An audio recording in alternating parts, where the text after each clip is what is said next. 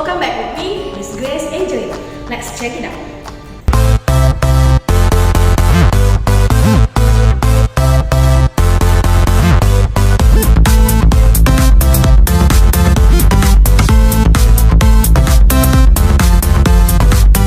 Pada pertemuan kali ini, Miss Grace akan memberikan video pembelajaran akuntansi tentang review materi, soal-soal persiapan ujian sekolah. Selengkapnya, kalian boleh lihat di textbook akuntansi halaman 7 sampai dengan 120.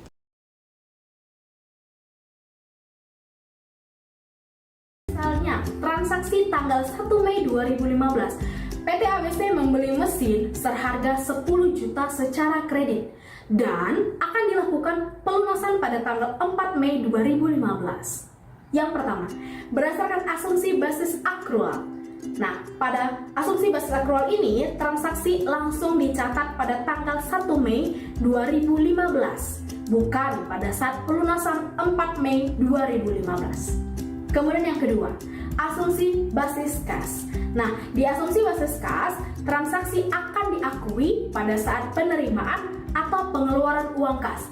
Artinya, pada transaksi PT ABC akan dicatat pada saat pelunasan 4 Mei 2015, bukan 1 Mei 2015 saat membeli mesin. Yang ketiga, asumsi yang ketiga yaitu kelangsungan usaha atau going concern. Ini berarti perusahaan akan berlangsung terus dan tidak memikirkan perusahaan akan bangkrut. Nah, kalaupun perusahaan akan bangkrut, maka hal tersebut harus dan wajib diungkapkan di laporan keuangan. Transaksi yang pertama, pada tanggal 1 Oktober 2010, Tuan Gria menginvestasikan uangnya sebanyak 15 juta rupiah, kemudian perlengkapan sebesar 5 juta rupiah, dan kendaraan sebesar 25 juta rupiah. Kemudian, pencatatan dalam tabel persamaan akuntansi menjadi, kita buatkan tanggalnya terlebih dahulu, 1 Oktober 2010, kemudian isikan kolom kasnya bertambah 15 juta, kemudian kolom perlengkapan bertambah 5 juta, dan yang terakhir modal Tuan Gria bertambah 45 juta. Nah, 45 juta ini hasilnya dari 15 juta di kas, ditambah perlengkapan 5 juta, ditambah kendaraan 25 juta ya. Jadi hasilnya adalah modal Tuan Gria bertambah 45 juta. Nah, untuk keterangannya, kalian tuliskan dengan setoran modal awal. Kemudian, transaksi yang kedua. Pada tanggal 2 Oktober 2010, dibeli peralatan kantor seharga 3 juta rupiah dibayar angsuran. Nah, ketika kalian ketemu kalimat atau kata-kata dengan dibayar angsuran atau dibayar secara kredit, artinya pembelian peralatan dilakukan secara utang ya. Maka, pencatatan tabel persamaan akuntansinya, kita buatkan tanggalnya terlebih dahulu, tanggal 2. Kemudian, isikan di kolom peralatannya bertambah 3 juta. Dan karena dia dibayar angsuran, berarti utang usaha bertambah 3 juta. Nah, untuk keterangannya dikosongkan saja ya. Pada tanggal 1 Maret 2018, Amira membuka usaha salon dengan menyetorkan uang tunai sebesar 25 juta rupiah, perlengkapan sebesar 3 juta rupiah, dan peralatan sebesar 5 juta rupiah sebagai modal awal. Pada tabel jurnal umum, pertama sekali dibuatkan judul tabelnya yaitu Amira Salon, Jurnal Umum, bulan Maret 2018 dalam rupiah. Kemudian dibuatkan tanggalnya 1 Maret 2018. Setelah itu dibuatkan di keterangan kas di debit 25 juta rupiah, perlengkapan di debit sebesar 3 juta rupiah, peralatan di debit sebesar 5 juta rupiah, dan modal di kredit sebesar 33 juta rupiah. Selanjutnya, pada tanggal 5 Maret 2018, Amira membeli kendaraan operasional seharga 20 juta rupiah. Baru dibayar tunai 15 juta rupiah. Dibuatkan tanggalnya 5 Maret 2018 dan di keterangan kendaraan di debit sebesar 20 juta rupiah, Kas dikredit sebesar 15 juta rupiah, dan utang usaha dikredit sebesar 5 juta rupiah.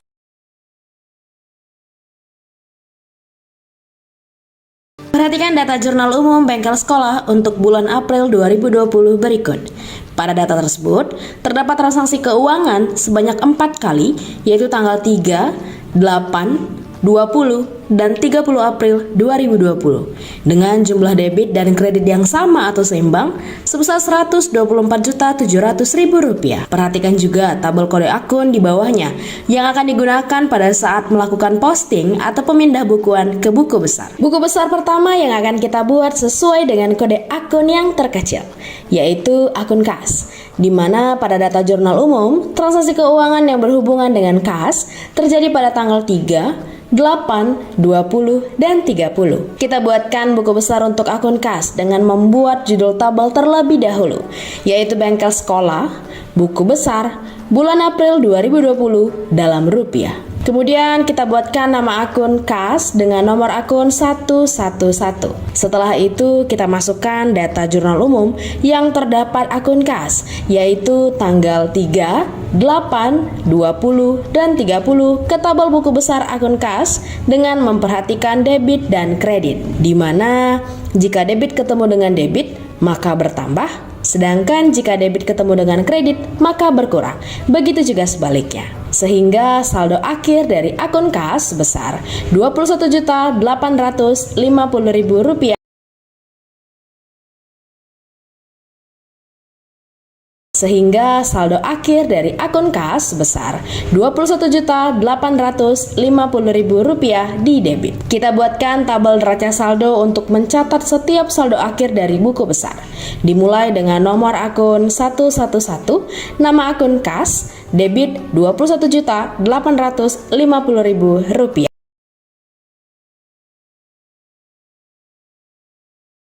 Data penyesuaian yang pertama. Perlengkapan yang tersisa sebesar Rp2.400.000. Artinya, perlengkapan yang benar-benar masih ada fisiknya sebesar Rp2.400.000. Sekarang kita lihat data neraca saldo menunjukkan bahwa perlengkapan bersaldo Rp4.400.000. Sehingga jurnal penyesuaiannya menjadi, kita tuliskan terlebih dahulu tanggalnya 31 Desember 2015. Kemudian, karena di neraca saldo dicatat sebagai harta atau perlengkapan, maka jurnal penyesuaian dicatat sebagai beban, yaitu beban perlengkapan debit sebesar 2 juta diperoleh dari 4.400.000 dikurang 2.400.000. Kemudian perlengkapan kredit 2 juta. Data penyesuaian yang kedua. Peralatan disusutkan sebesar Rp880.000 dari harga perolehan. Nah, untuk penyusutan ini kita tidak perlu melihat data neraca saldo. Langsung saja kita tuliskan 31 Desember 2015. Kemudian untuk jurnal penyesuaiannya, beban penyusutan peralatan dan akumulasi penyusutan peralatan.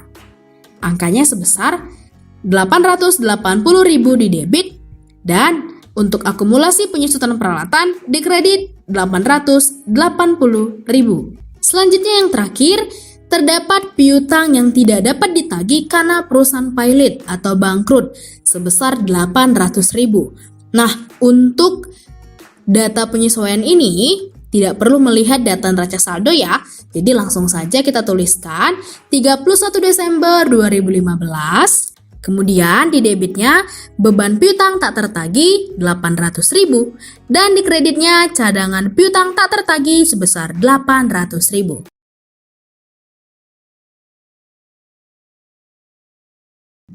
Telah tersedia kertas kerja Laundry Vika per 30 April 2019. Dapat kita lihat bahwa Laundry Vika memperoleh laba sebesar Rp3.765.000.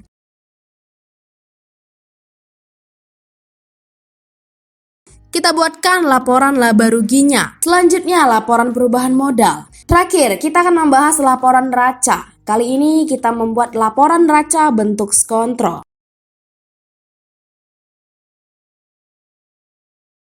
Perhatikan data neraca saldo disesuaikan Bengkel Dika per 31 Desember 2019 berikut.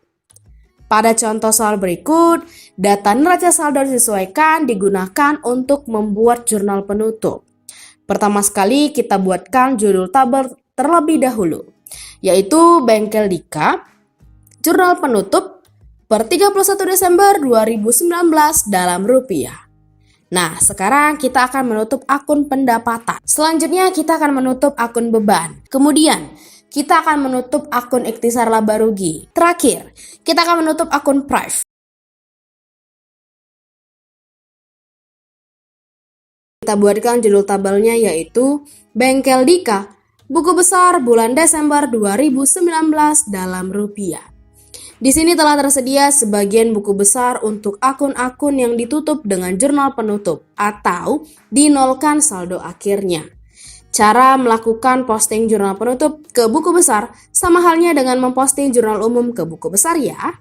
Pertama sekali kita lihat buku besar untuk akun pendapatan jasa. Setelah kita posting data jurnal penutup ke buku besar, maka saldo akhirnya menjadi 0 rupiah di kredit.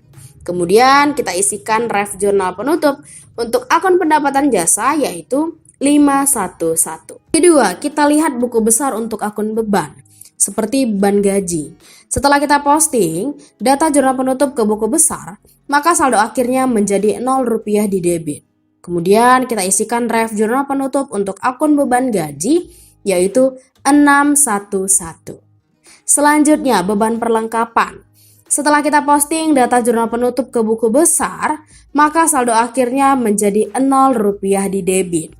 Kemudian kita isikan ref jurnal penutup untuk akun beban perlengkapan yaitu 612. Lalu beban sewa. Setelah kita posting data jurnal penutup ke buku besar, maka saldo akhirnya menjadi 0 rupiah di debit. Kemudian kita isikan ref jurnal penutup untuk akun beban sewa yaitu 613.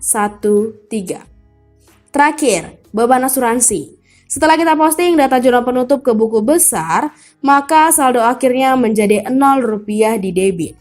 Kemudian kita isikan ref jurnal penutup untuk akun beban asuransi yaitu 614. Selanjutnya kita lihat buku besar untuk akun ikhtisar laba rugi. Setelah kita posting data jurnal penutup ke buku besar, maka saldo akhirnya menjadi 0 rupiah di kredit.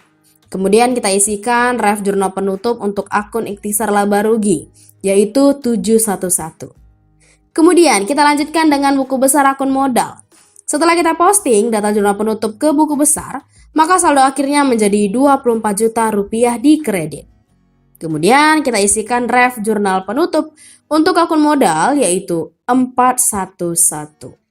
Terakhir, kita posting buku besar untuk akun prive. Setelah kita posting data jurnal penutup ke buku besar, maka saldo akhirnya menjadi 0 rupiah di debit. Kemudian kita isikan ref jurnal penutup untuk akun prive yaitu 412. Perhatikan data neraca saldo penutupan berikut.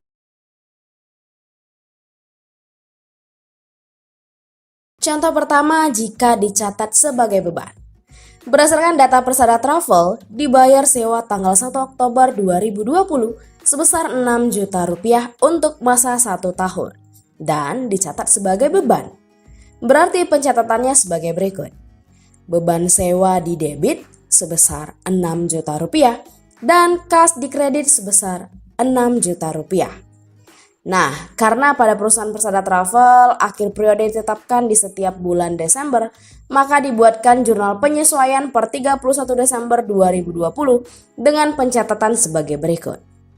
Sewa dibayar di muka di debit sebesar Rp4.500.000 dan beban sewa di kredit sebesar Rp4.500.000. Setelah itu, dibuatkan ayat jurnal pembalik di awal periode berikutnya, yaitu per 1 Januari 2021 dengan pencatatan sebagai berikut. Beban sewa di debit sebesar Rp4.500.000 dan sewa dibayar di muka di kredit sebesar Rp4.500.000. Jadi jurnal pembalik hanya cukup membalik dari jurnal penyesuaian ya. Contoh kedua, jika dicatat sebagai harta. Berdasarkan data Persada Travel, dibayar sewa tanggal 1 Oktober 2020 sebesar 6 juta rupiah untuk masa 1 tahun dan dicatat sebagai harta. Berarti pencatatannya sebagai berikut. Sewa dibayar di muka di debit sebesar 6 juta rupiah dan kas di kredit sebesar 6 juta rupiah. Nah, karena pada perusahaan Persada Travel akhir periode ditetapkan di setiap bulan Desember, maka dibuatkan jurnal penyesuaian per 31 Desember 2020 dengan pencatatan sebagai berikut. Beban sewa di debit sebesar Rp1.500.000 dan sewa dibayar di muka di kredit sebesar Rp1.500.000. Nah, untuk transaksi ini tidak perlu dibuatkan jurnal pembaliknya ya, dikarenakan tidak adanya akun real baru yang timbul pada jurnal penyesuaian. Atau sederhananya, transaksi mengenai asuransi dibayar di muka, iklan dibayar di muka, dan sewa dibayar di muka akan dibuatkan jurnal pembalik hanya jika dicatat sebagai beban saat terjadinya transaksi tersebut, baik saat dicatat di dalam jurnal ataupun neraca saldo. Sekian pembahasan materi pada pembelajaran akuntansi kita hari ini. Sekiranya peserta didik dapat memahami pembahasan materi yang sudah Miss berikan melalui video pembelajaran ini. Jika ada yang ingin didiskusikan terkait materi pembelajaran akuntansi, silahkan hubungi Miss Grace ya. Terima kasih dan sampai jumpa di pertemuan selanjutnya.